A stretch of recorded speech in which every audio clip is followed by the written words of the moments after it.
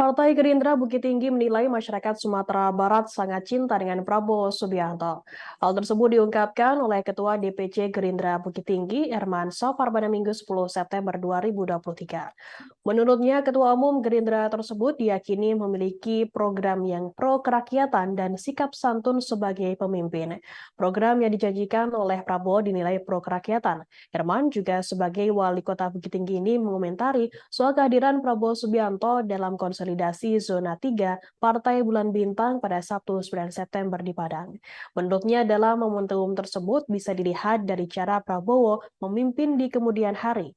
Herman Safar terus menerapkan pesan dari Prabowo Subianto selaku Ketum Gerindra bahwa kesatuan di Indonesia harus terus dijaga.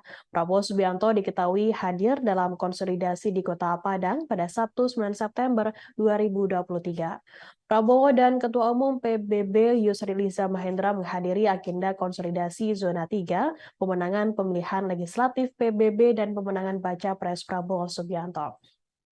Prabowo juga saat baru mendarat di BIM Padang Pariaman disambut oleh ratusan pendukung sambil meneriakan Prabowo Presiden. Teriakan tersebut membuat suasana di pintu kedatangan VIP BIM riuh oleh suara relawan dan simpatisan yang kebanyakan emak-emak tersebut. Para simpatisan datang menggunakan baju putih bercampur warna merah serta membawa bendera dan juga spanduk Partai Gerindra.